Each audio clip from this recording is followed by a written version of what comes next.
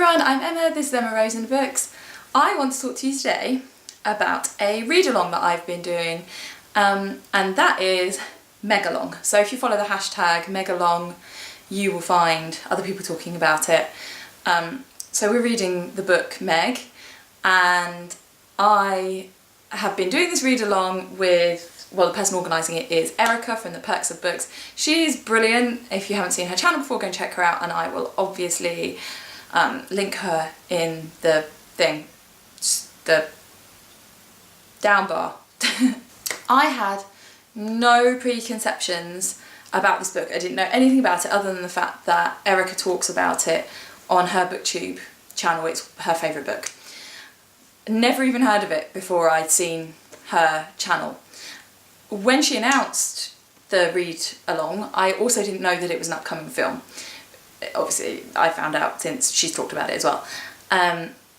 Anyway, it was so great to take part in a read-along, in a BookTube thing. It's like the first BookTube thing other than tags I've done, so it's quite exciting.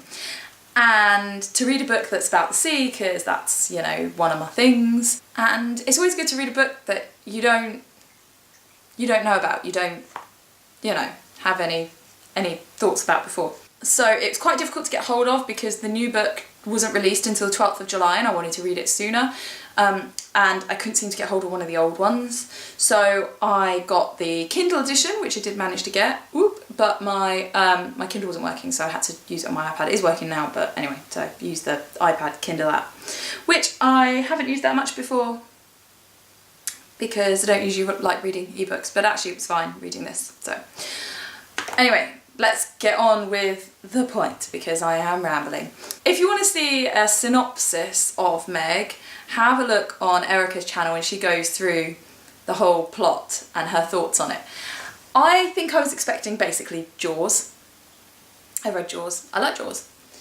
This is like Jaws plus. This is like Jaws' crazy cousin. So I should start off explaining. If you haven't read the book, don't know about the book, haven't seen the trailers for the film, the book is about a giant shark, and I've in fact brought my prop of my giant shark to help me.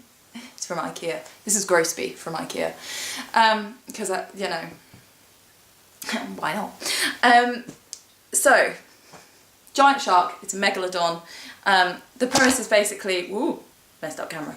The premise is basically that there's this like scientist, marine biologist guy who thinks that there are megalodons living in the Marianas Trench, and everybody else thinks he's a fool, and then he goes into the Marianas Trench and chaos ensues. I love the fact it was based in the deep sea. I think the deep sea is so interesting. Ever since watching the Blue Planet episode The Deep when I was in my teens, although I have a degree in marine biology, I didn't specialise in deep water at all. I'm far more about the intertidal zone, but still, I still find it very interesting. So it's very cool as well to have a lot of the action in the book take place in submersibles. Now, there are many issues with this book. Many scientific issues. One of the first ones, spoilers, kinda. If one Meg gets tangled up in the cables from a submersible, and then as that gets dragged up to the surface, another megalodon follows it up in the deep water, in the warm water, to get to the surface, and that's how the Megs get out of the Marianas Trench into the surface waters. Now, as far as I understand it, and I don't know specifically for sharks, I could be wrong, the deep sea creatures, because of the ridiculous pressure in the deep sea, it's not a simple case of just bringing a shark up to the surface or any deep sea creature, because you're taking them through such massive pressure changes. It's not going to work. So yes, they've kind of dealt with the warm water situation because the Meg comes up in the blood of its fellow Meg, but they don't really address the issue of deep to not deep. Also, the temperature of blood is going to be significantly below the temperature of a hydrothermal vent. They talk about the fact that the deep ocean is warm because of the hydrothermal vents, which, as far as I know, it's localised. And in fact, a lot of the deep sea is cold. Again, correct me if I'm wrong, because I'm really not an expert on this stuff, but that was my understanding. And there's this whole scene where they go down, there's like all this wow, deep sea like anglerfish and gulp reels and wow. And actually, other than, you know, around the methane seeps and the hydrothermal vents where there's lots of life, in general, at the bottom of the oceans, life is quite sparse. The things that you find are big, but there aren't many of them. So even at the beginning, there are issues. The way that women are portrayed isn't great, but actually I kind of found it tolerable, surprisingly, because I'm normally a bit of a stickler for these kind of things. You know, for example, one of the characters, Terry, is repeatedly referred to as an Asian beauty, and it's kind of irritating. Then you get to this scene where there's a kind of a surfing competition going on. One of the surfers gets chomped up by the Meg, and bits of him are all over the other surfer's surfboard, and he's all like surfing around and I don't want to get eaten. And then he comes up onto the beach and he's literally been chased by a 60-foot shark, and he walks up on the beach and there's this like hot blonde and he's all like, hey. And I just think, no, you would be up on the beach going, oh my god, I've just been the shark, ah! And he's just like, hey, I'm a cool surfer dude. It's like, no. So there's also massive plot holes in the reactions of characters, in the characterisation. In some ways, in some characters is good, but actually in others is just awful. The culmination of the book, again, spoilers. Sorry, you know, fast forward it if you don't want to hear.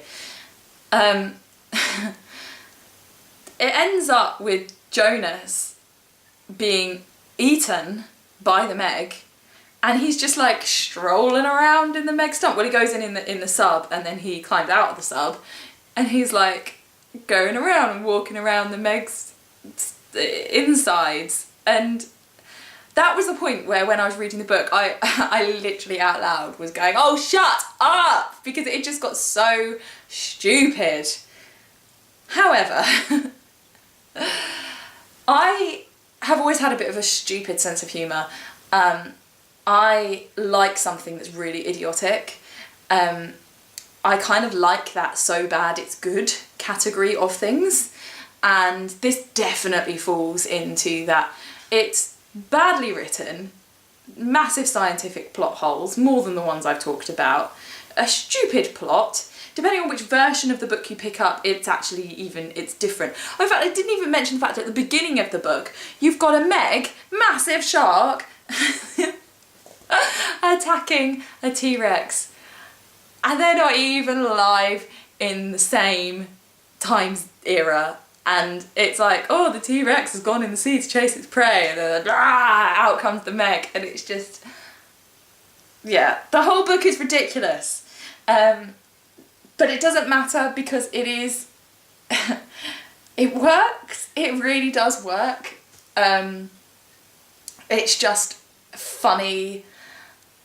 I don't think it was intended to be like that, but that's how I took it, and I enjoyed it. And I'm desperately trying to get my husband to read it so that we can talk about it, and because I really want to go and see the film now. I'm not really a big horror kind of film person, but I think I can cope with this one because it's so stupid. And I really want to read Jaws now, because it's been years since I've read it, so I'm looking forward to that. I'm very glad that this book was so stupid that it hasn't changed the way I feel about the sea at all, and that I'm still quite happy swimming in the sea and going diving and blah blah blah. It's all fine, because there are no Megs, and if there are no Megs, there just aren't. It's just utterly ridiculous. I also enjoyed the fact that they had the Meg, which by the way is white, so actually my friend Graceby is not quite right. This is more of a great white. But every time the Meg attacks somebody, it's all like, oh, the shark's around, and then it disappears, and they're all like, oh, where has it gone? And then all of a sudden it bursts up and eats them. There's this one where there's a helicopter, and they're all like, oh no, oh, the shark was here a minute ago, oh, we're all okay. And out comes the shark and nearly eats them, because it's constantly like bursting out of the sea, which I think is what great whites do, but still, it's I found that quite amusing. And anyway, I said on Twitter, all my links to my social media are below, by the way, that I give this book both 2 stars and 5 stars because it's rubbish. It is drivel, but it's brilliant drivel that I thoroughly enjoyed it. So if you go on, if I'm being like my English literature and blah, it's 2 stars, it's terrible. If you go on, how much did I enjoy the book, then we'll give it 5 stars. Okay, so it's both simultaneously. It's like a quantum book. That's my review, that it's a quantum book. I really enjoyed it. If you don't mind a stupid, like, creature attacky book, and you can take it tongue-in-cheek, then you will enjoy this. If you take books very seriously, then don't, because you won't like it. There are other videos, other people have reviewed it. Go and check out their reviews as well. As I say, follow the hashtag on all the social medias and you'll find the various people talking about it who took part in the read-along. The read-along is finished now, so you can find Erica's videos on it. It was great fun. I'm really glad I took part in it. And next on the TBR is Jaws, next. So anyway, please like if you did, please comment below if you've read this book or you're looking forward to the film or any of that stuff, and please subscribe if you would like to see more videos on books and writing, and this hopefully next month, and I will see you all again soon.